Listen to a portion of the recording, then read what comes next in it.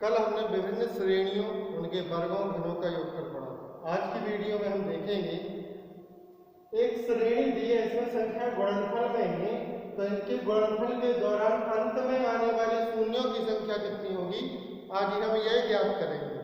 तो देखिए, किसी भी संख्या के अंत में शून्य आने के लिए सबसे जरूरी है संख्या में 5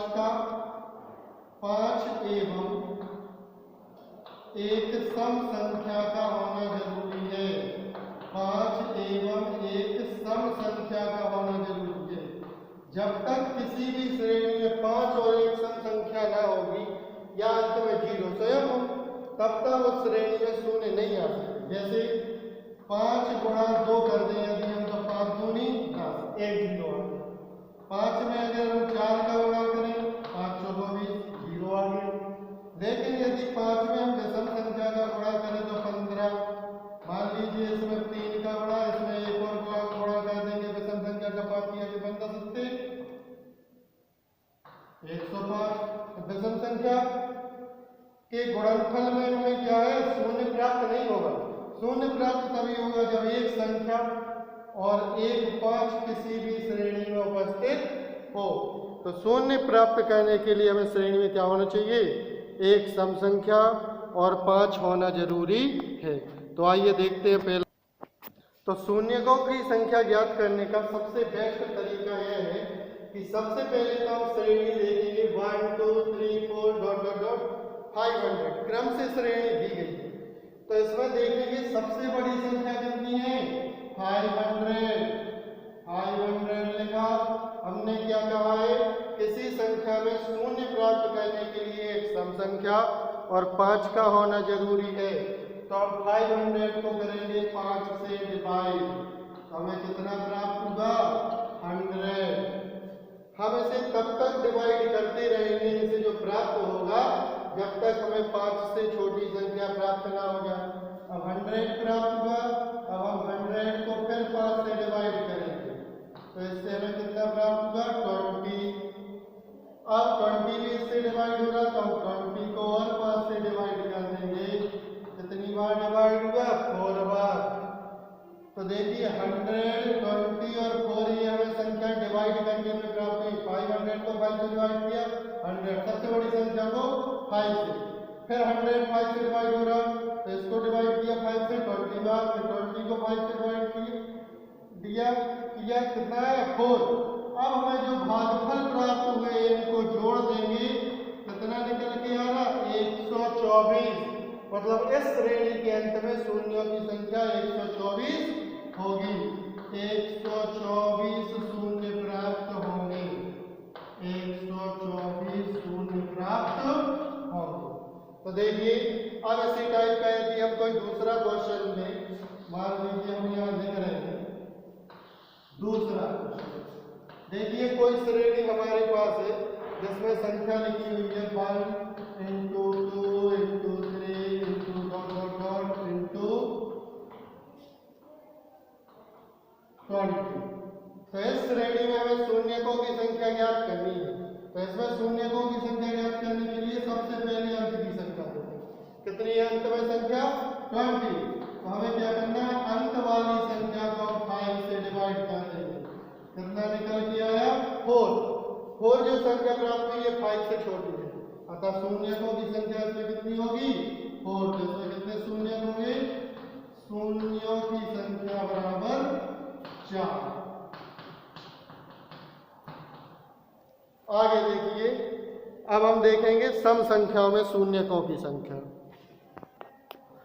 अब हम देखेंगे सम संख्याओं में शून्यकों की संख्या। दूसरा क्वेश्चन, 2 गुणा 4 गुणा 6 गुणा डॉट डॉट डॉट मल्टीप्लाई 30।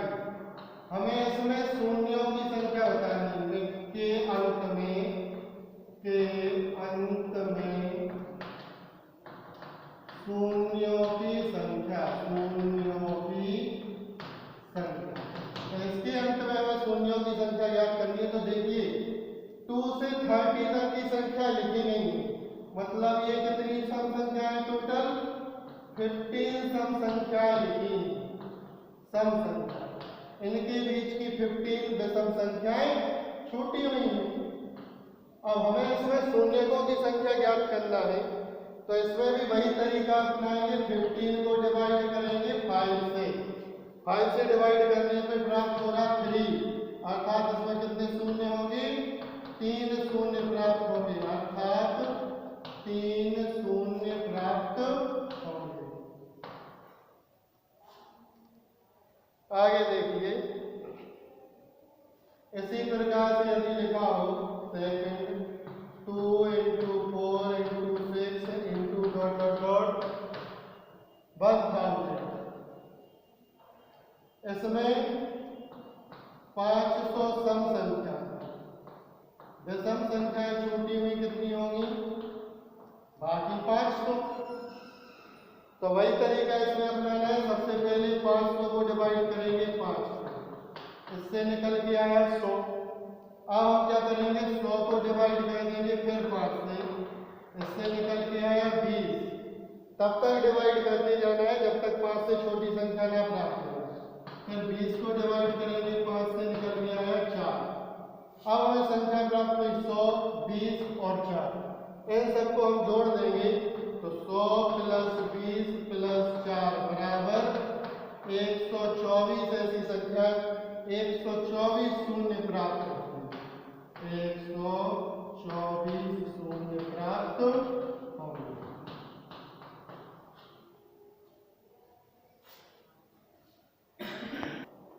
अब हम देखेंगे विषम संख्याओं में शून्यकों की संख्या।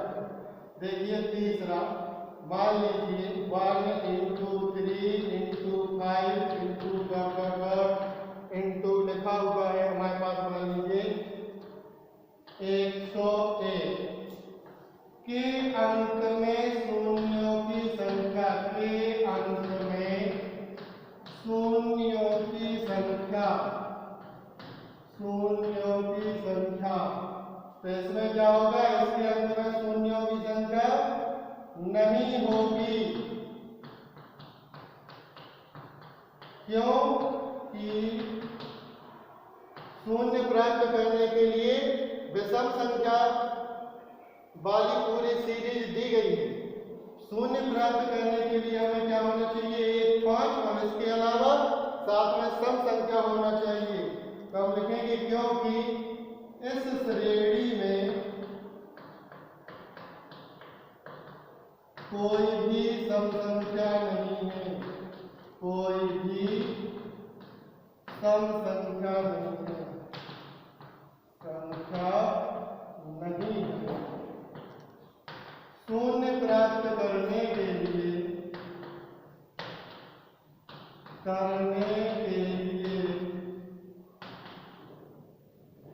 पांच के अतिरिक्त सम संख्या होना आवश्यक है, सम संख्या होना आवश्यक है।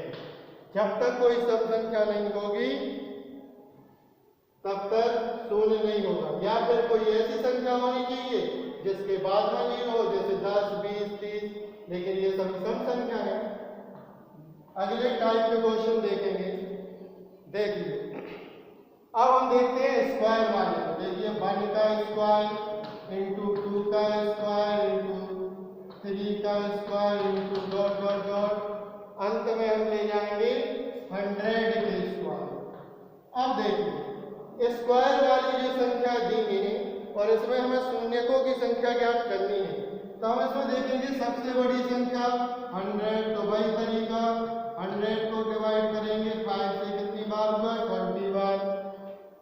इसके बाद 20 भी 5 से डिवाइड हो रहा है, तो 20 को भी 5 से डिवाइड करेंगे, कितनी बार होगा? 4 बार। टोटल इनका सम कितना है? 4 अब 5 से छोटी है तो अब डिवाइड नहीं करेंगे, तो इनका सम हो गया 24। तो देखिए इनका योगफल हमें 24 प्राप्त हुआ और इनमें क्या लगा हुआ है? स्क्वायर। तो हम इसमें क्या करेंगे? 2 से मल्टीप्लाई कर देंगे, तो लिखेंगे 20 + 4 इंटू 2। ये 2 क्यों ऐड किया? क्योंकि हाफ 4 है। तो इससे क्या निकल के आएगा 24 इंटू 2 इक्वल टू 48 शून्य होंगे, शून्य होंगे। तो इसमें हमें क्या होंगे, इस श्रेणी के अंत में शून्यों की संख्या 48 होगी। तो इसका तरीका क्या है भाई, सबसे पहले लास्ट वाली संख्या को 5 से डिवाइड करना है। यदि 5 से बड़ी संख्या प्राप्त होती है तो उसे फिर 5 से डिवाइड करेंगे और जितना भाग दोनों जगह निकला उसको जोड़ना है और घात जो लगी हुई है उससे हमें क्या कर देना है, मल्टीप्लाई। तो घात इन सब में 2 है तो मतलब वर्ग का हमें श्रेणी दी हुई है तो 2 से गुणा कर देंगे। तो इससे क्या निकल गया 24 इंटू 2 इक्वल टू 48। अब हम देखेंगे घन वाली सीरीज। तो देखिए 1 का क्यूब इंटू 2 का क्यूब इंटू 3 का cube into dot dot dot और हमने ले ली अंत में संख्या 200 का क्यूब ले लिया। अब इसमें घात 3 लगी हुई है। इस श्रेणी के अंत में शून्यों की संख्या बतानी है, इस श्रेणी के अंत में हमें शून्यों की संख्या बतानी है। तो तरीका वही है, 200 को हम करेंगे 5 से डिवाइड। कितनी बार डिवाइड हुआ, 40 बार। फिर हम क्या करेंगे, 40 को डिवाइड करेंगे 5 से, कितनी बार हुआ, 1 बार। फिर हम क्या करेंगे, 8 को डिवाइड करेंगे 5 से, तो कितनी बार डिवाइड हुआ, 1 बार। अब हम इन्हें जोड़ देंगे 40 प्लस 8 प्लस 1, बाकी 3 शेष बचे उससे हमें कोई मतलब नहीं। तो इनका योगफल कितना हो गया, 40 प्लस 8 प्लस 1। इन्हें जोड़ दिया, घात कितनी लगी हुई है, 3, तो घात 3 का गुणा इक्वल टू 49 इंटू 3 147। मतलब इस प्रकार की जो श्रेणी है उसमें 147 शून्य अंत में प्राप्त होंगे। उस श्रेणी में अंत में 147 शून्य प्राप्त होंगे। तो हमें ध्यान रखना विषम संख्याओं की जो श्रेणी है उसके अंत में शून्यों की संख्या शून्य ही होती है। यदि संख्याओं की सीधी श्रेणी दी हुई है उसमें घात 2 लगी है तो उसमें क्या करना है, भाग लगाने के दौरान प्राप्त संख्या में 2 से मल्टीप्लाई और ऐसे ही घन वाले में 3 से मल्टीप्लाई करना है। आज की वीडियो यही समाप्त।